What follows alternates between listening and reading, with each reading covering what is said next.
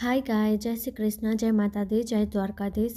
તમારે બધાને અમારા સાસુ બહુ કોમેડી બ્લોગમાં સ્વાગત છે.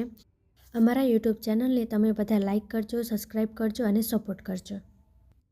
આજે અમે સવારે 4 વાગે વહેલા ઉઠ્યા, જેથી કરીને નાહી ધોઈને રેડી થઈને સવારે 6 વાગે સોમનાથ જવા માટે નીકળી ગયા. અમે રાજકોટથી નીકળી ગયા, પછી જેતપુર આવ્યું તો જેતપુરે અમે ઊભા રહ્યા ચાની હોટલે. તો બધાએ ચા પાણી પીવા માટે હોટ લીધો. Meet this dog is pie.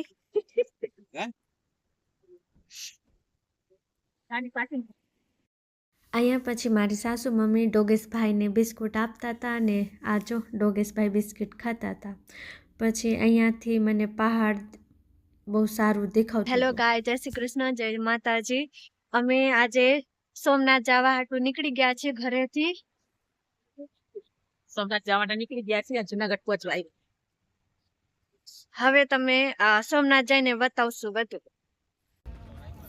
અમે ચા પાણી પીને પછી અમે નીકળી ગયા. તો ગાડી ચાલતા ચાલતા સરસ મજાનું વ્યૂ હતું. તો અમે જોયું, મસ્ત મસ્ત હતા. કેરીના ઝાડ હતા, પપૈયાના, ચીકુના, લીલા લીલા નારિયેળીના, બહુ સરસ નજરાના હતા જોવાની. તે આપણને મજા જ આવ્યા રાખે.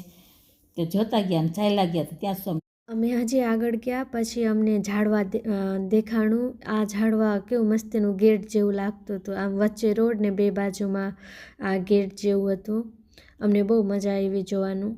પછી અમે હજી આગળ ગયા તો પેટ્રોલ પંપ ને બધું ખેતરવાડી બહુ મસ્તીની કર્યા હતા. ગ્રીન ગ્રીન વધારે હતું ઓલી બાજુ. ને તમે બધાય જાજો, તમે બધાને બહુ મજા આવશે રાસ્તામાં બધું ગ્રીન જોવાનું. અને ત્યાં કોકોનટની ઝાડવા બહુ જાજુ હતું. અને પછી ભાદળા બહુ મસ્તીની હતું. મોસમ બહુ સારું હતું તે દિન તો. મિત્રો, અમારો વિડીયો ગમે તો તમે લાઈક કરજો, સબસ્ક્રાઈબ કરજો અને શેર કરજો. જેમ કે તમે જોઈ શકો છો અહીંયા કોકોનટની લીલી કોકોનટની ઝાડવા બહુ જાજુ છે. અમને જોવાનું બહુ મજા આવી. પછી અમે જો અહીંયા સોમનાથની મેઇન ગેટ છે. આ અમે સોમનાથ પૂગી ગયા. પછી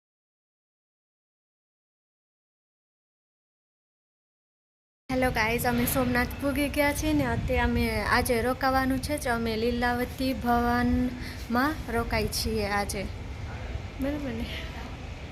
અમે એક ભવનમાં જમવા ગયા હતા. જમવાનું બહુ સારું હતું, અનલિમિટેડ હતું અને 80 રૂપિયાની થાળી હતી. અમે સોમનાથ મંદિરમાં જતા હતા. પછી થોડીક વાર અમે આરામ કર્યો. પછી એમથી કે મંદિરે જઈએ દર્શન કરવા, પણ અમને એન્ટ્રી કરી અંદર. પછી ગેટ ઉપરથી થોડાક આગળ આવેલા ગયા. એટલે પછી અહીંયા અમારે મોબાઈલ જમા કરાવવા પડે છે. એટલે મોબાઈલ જમા કરાવ્યા એટલે તમને અમે આગળનો વિડીયો નથી બતાવી શક્યા. તમે પણ બધાય આવજો સોમનાથ ભોળાનાથના દર્શન કરવા, જેથી કરીને મજા જ આવશે. હર હર મહાદેવ.